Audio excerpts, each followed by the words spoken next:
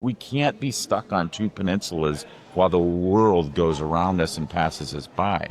And it doesn't matter what the competition or the technology is, whether it's in our backyard, it's in Ontario, it's in Silicon Valley, or it's in Shanghai. We better be aware of it, and we better be taking action. And it's not too late to take action, but the trend is not good, and that's why we use that analogy of the house being on fire.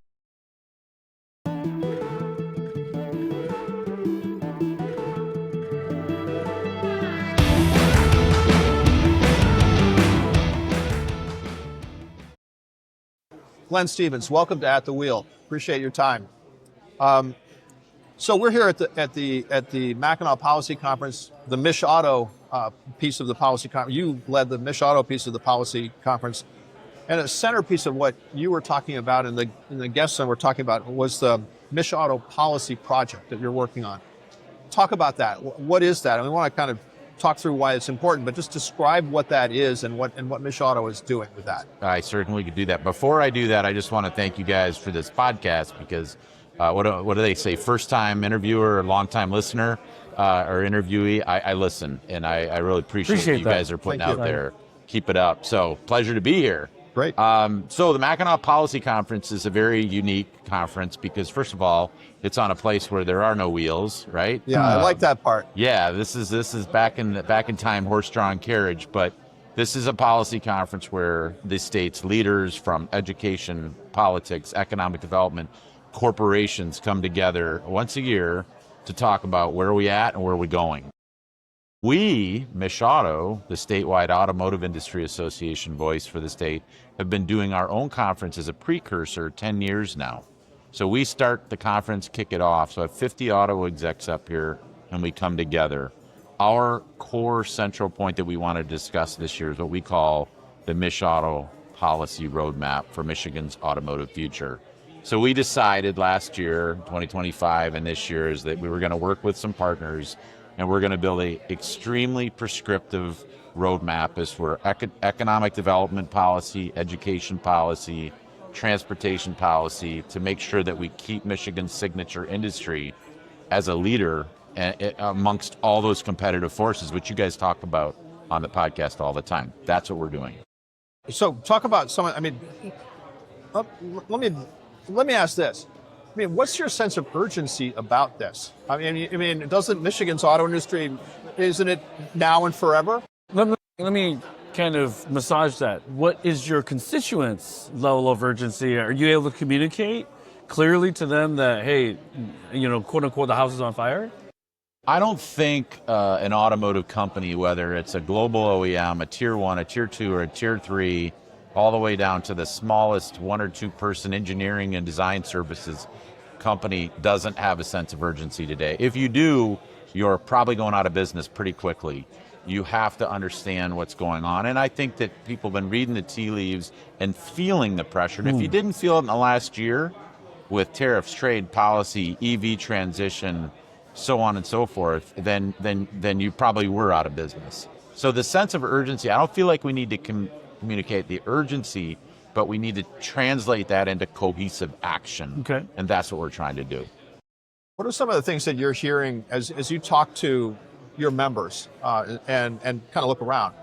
What are some of the things you're hearing that auto manufacturers in the state need?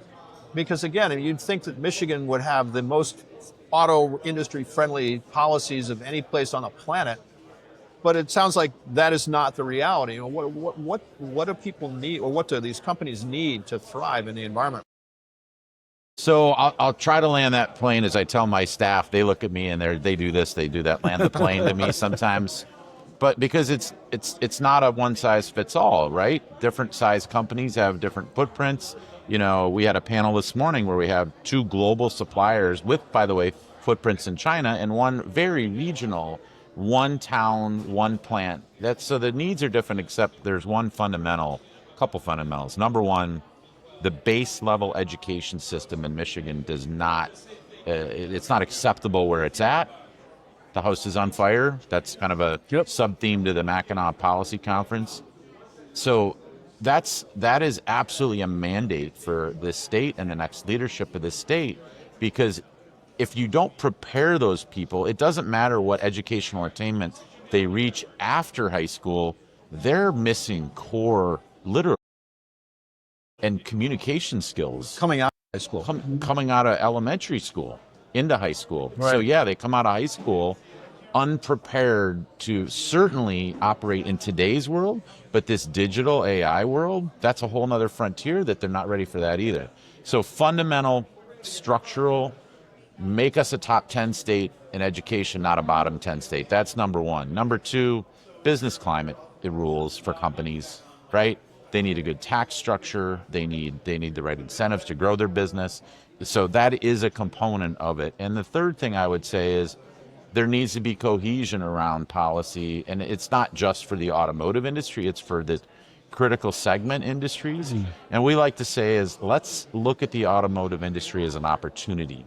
So I get tired of hearing this expression, we need to diversify away from the auto industry. No, we need to use the auto industry as a platform for diversification. And that makes sense to me, and because if you look at the auto industry, it's a consumer of all sorts of. It's a consumer of AI. It's a consumer of advanced. Remember, we're talking about rare earths all the time now. It's advanced materials. It's a consumer of a lot of these industries that aren't per se auto. They don't identify as auto, but autos are their big customers and their center of gravity. And no one appreciates that until something goes wrong. The supply chain breaks down. Yeah, well, the supply chain breaks down. Or someone restricts access to certain raw material. You know where we're feeling it right now, and you're not. It's amazing we haven't heard more. Resin. Yes. Hormuz has a huge impact on resin. So you're going to hear a lot more about this, because where does that go? It gets passed down the supply chain, and everybody wants relief. And after all the relief that was given last year with tariffs and EV pullback, I don't know how much more relief the big OEMs and certainly the consumer's not going to give it, because we can't raise the price of vehicles. That's already an issue.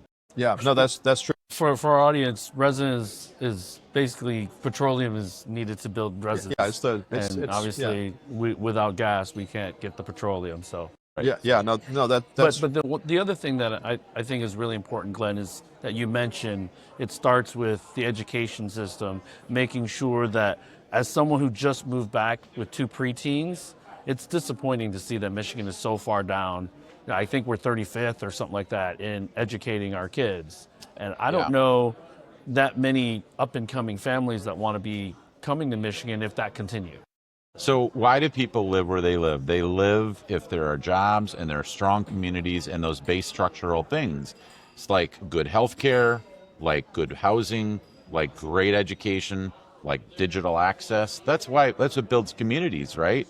And culture and place. We have the fundamentals in this state are all here. They have been forever. That's why Michigan became such a great state. But if we don't fix some of these fundamental things, why would you start a business here or move it here? Well, and that seems to be the problem. I mean, yesterday during the session, it was pointed out that in the last 20 years, or a little more than 20 years, there's been one new assembly plant in Michigan in 24 in the rest of the southern, basically the southern United States. Yes. That's got to be just that number alone, or that statistic alone, it's got to be a huge concern. I look at the assembly plants that we have, which is 13, all been reinvested in, Mac being the newest one, right? As crown jewels. They have to be protected. Right. But the ability to say, hey, we're going to have 2 or 3, that's not going to happen. So let's not kid ourselves.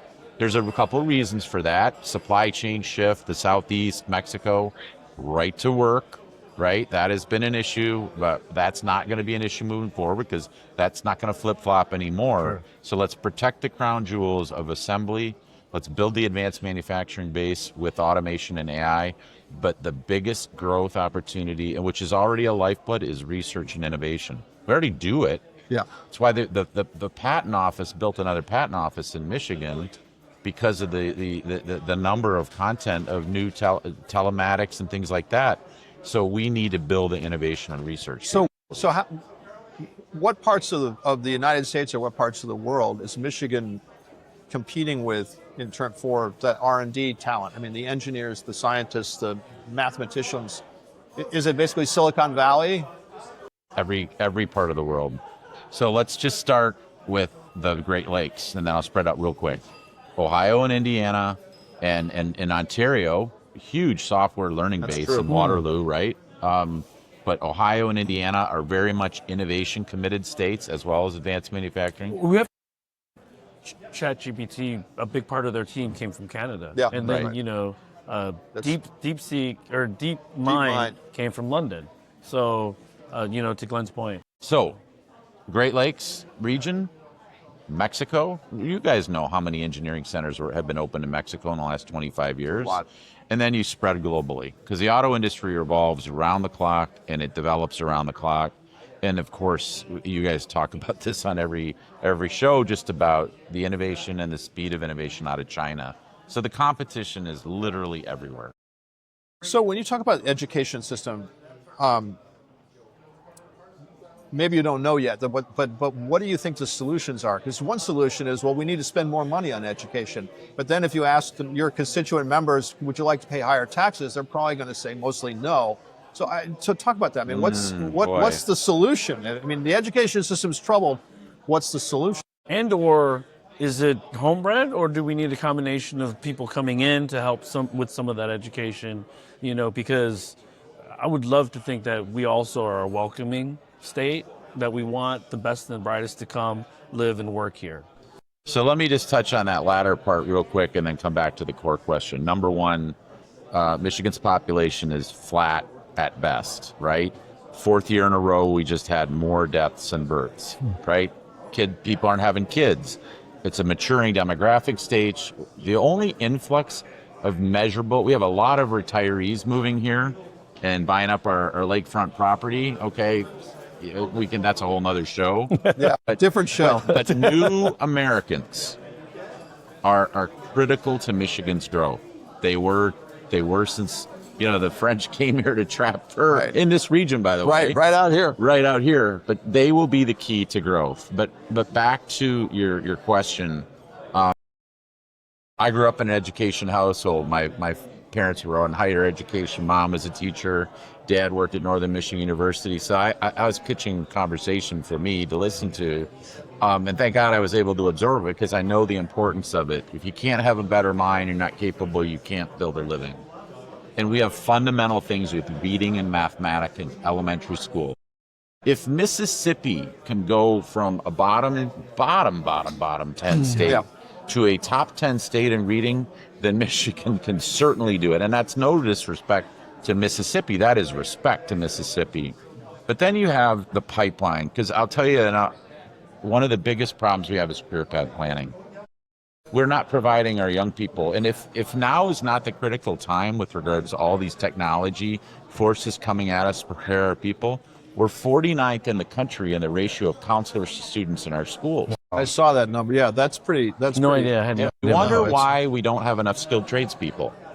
We wonder why we don't have this and we don't have this and we have low educational attainment rates. Direct correlation. Yeah, and I think that's a really interesting point. I was thinking about this in my own case. I grew up. We talked about this earlier. I grew up in a small town in upstate New York.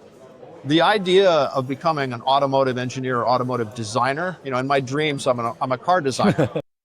Never mind, that was never presented as a possibility. Bingo, boom. And that's a one person anecdote example, but that's a problem across the board here, right? It's just not these kids don't know. Putting words to your mouth. You tell me, is that part of the problem? It's the core root. It's the root of the problem. So let's make the assumption that we all agree that base level education systems and structure make us a top 10 state. This has to be done. And there's going to be people working on that, because if they're not, we're going to really suffer. But if we don't show them what they can be and help them understand what they can be, we have a project, MichAuto, we haven't talked about. It's called UDrive. It's a social media based platform where we use young professionals in college and working in the industry as the people to show, hey, I'm an automation specialist in Macomb County. This is how I live here in Michigan. We want to be able to show people that our pathways on their terms, which is TikTok, by the way, young people. Mm-hmm. But at the end of the day, you got to get people channeled properly. Maybe this is an unfair statement, but when I was in China visiting Xpeng in Guangzhou, we went to 3 different facilities in the same campus, there were kids touring the facilities, just seeing what was going on, looking at the cars and getting super, like, man, you just are inspired to see young little kids like being so excited to see something. They came up to us, started talking to us because we were just on a tour with a bunch of people. They were wanting to practice their English, but like, I don't know if that happens here in Michigan, but it should. So it does, and it happens in pockets though. And I'll give you three real quick that I can think of. Number one, in Hemlock, Michigan, up west of Saginaw, there's the Lockwood STEM Center. And it's an incredible little town with a lot of industry around it where they have an experiential robotics center adjacent to the schools. And it's open to all school districts. Like, what if we had 50 of those across Michigan? So the second is the My STEAM program in Michigan. Again, experiential, showing kids what they can be. And the third is what our longest running program called Discover Auto. And we pick the kids up in a bus at their school, and we bring them to Denso, or we bring them to CSP in Auburn Hills, and they spend a few hours seeing what they could be doing, and we change perceptions. So we're doing it in pockets. We need to do more of it, and we need to really formalize it in the school system too. Let me. What are the challenges you see? So your policy project is, as I understand it, is you're trying to sort of land that plane in time for this election cycle in the fall. But I'd like you to kind of talk about what do you see as the challenges over this election cycle, and how important is this election cycle in the state of Michigan or federally, either way, to addressing or getting the political support for addressing the things you're talking about? Well, on the federal side, obviously we're a midterm, okay, at a midterm spot. So I think there's a high likelihood that we're going to see some Democratic control assert itself. But certainly the president's in a couple more years. On the state side, I was using the word most pivotal election, but there have been other pivotal elections in Michigan's history, but not one as consequential as this one. And I use that word because of the point we're in, because the forces that are hitting this are so fast and so extreme and never seen before. The Chinese auto industry didn't exist not that long ago, right? Well, the economy effectively didn't exist 45 years ago or 40 years ago. Right, but even 5 years ago, the threat level from the Chinese auto industry was not on the radar the way it is right now. First time I went to Shenzhen was 1997, right? And I saw what they were making, and I've been back several times. And I went to BYD a few years ago, and I was like, it's real, right? It's real. So with Michigan, talking about all those structural things that we need to do with just education by itself, and the fact that we have a signature industry as well as other industries that are at these inflection points, if we don't get the right leadership that can lean in and do one fundamental thing, reach across the aisle, because there's none of that going on right now. In the business community, I've never seen its ire like it is right now, and part of that is a reaction, unfortunately, to Mike Duggan, former mayor of Detroit, dropping out of the race because our political appetite won't support an independent right now. Because the business community really saw him as an opportunity, a chance for success. Right. So whoever the candidate comes out, MichAuto and our roadmap policy, both GOP and Dem, we're going to be ready for them to present before the election in November.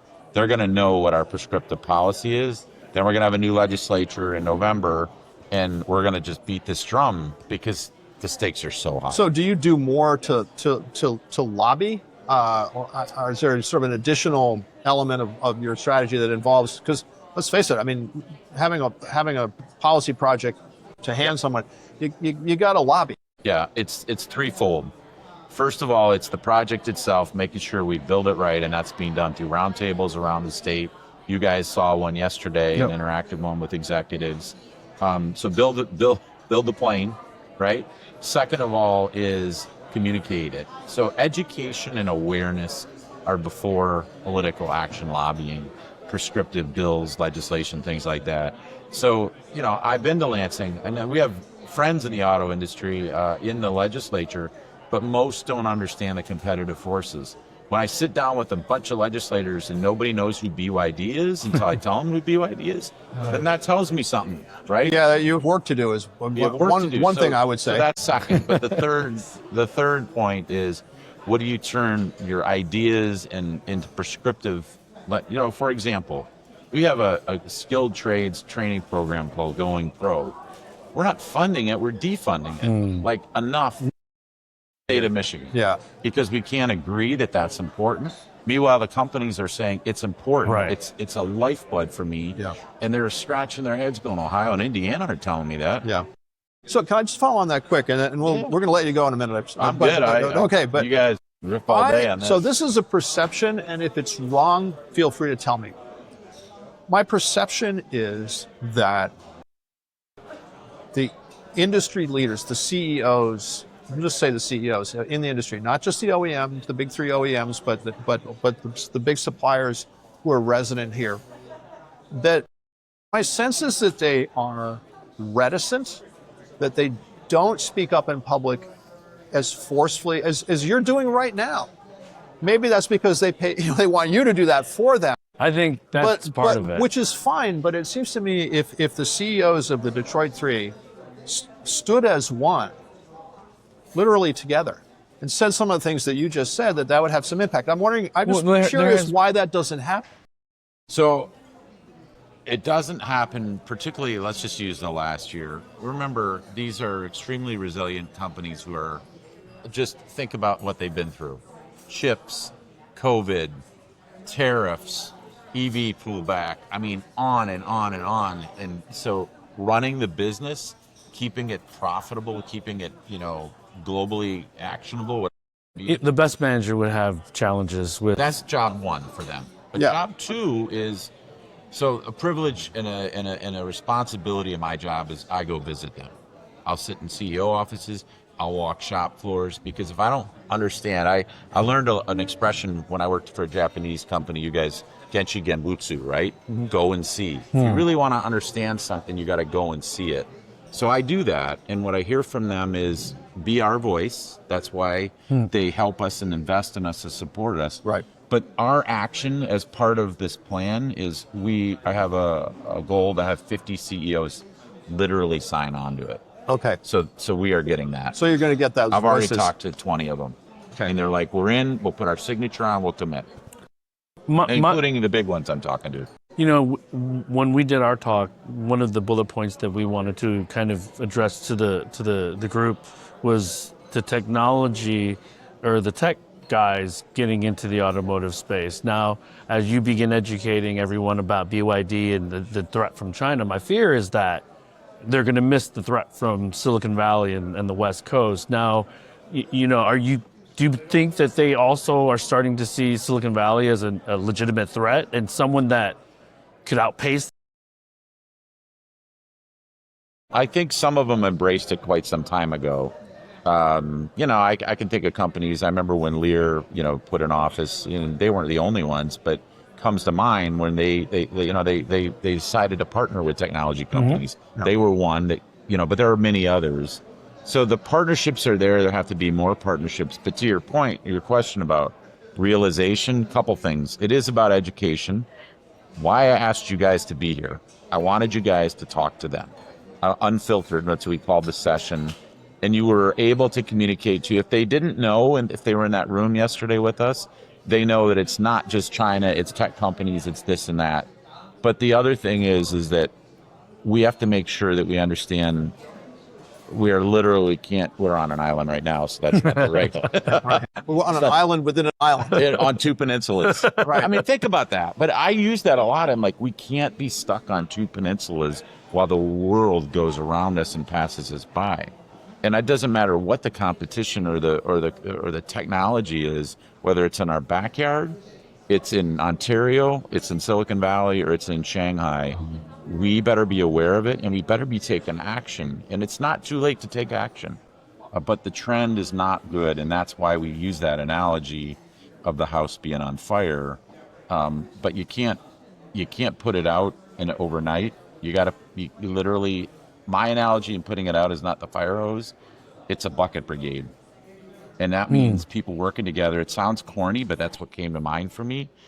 The Republican has to hand it to the Democrat, who has to hand it to the Republican, who has to hand it to the Independent to put the fire out. And one thing that I think DOT Representative Greg Carson was his name? Yesterday. Yesterday. Yeah. He did Greg mention, Zerzan. Zerzan. He came up to us after we spoke, and he said, "Hey, loved your analogy because it's Michigan against the South." And I think that's important, a distinction, because the U.S. can win while Michigan loses. I think those two things can happen at once. So I think what you're doing is really, really important. But are we measuring and seeing what the South is offering these companies? We are. Yeah. Okay. We absolutely are, whether it's the immediate South, Indiana, Ohio, or Kentucky, Mississippi, Alabama, South Carolina, Mexico. I mean, that's this continent, or Ontario. What are they offering? What are they showing? We do that all the time. And we are all we're in this together. Right. People forget and don't know, you guys know that there's 25 OEMs in Michigan. Oh, yeah. Hyundai's here. Nissan's Sure here. they are. Yeah, they have Slate's R&D. here. They're here, right? They all have a vested interest for They Michigan all to have a succeed. vested interest in Michigan's success. And we have a vested interest in the cars and trucks they build in other states, too. Because those employ American workers. Our suppliers in Michigan supply Hyundai. Yep. That's right. And so we're all in this together. Well, Glenn, thank you so much for your time. Thank you, guys. Have a great rest of your conference. Yeah. Appreciate it. Thanks, Glenn. See you soon.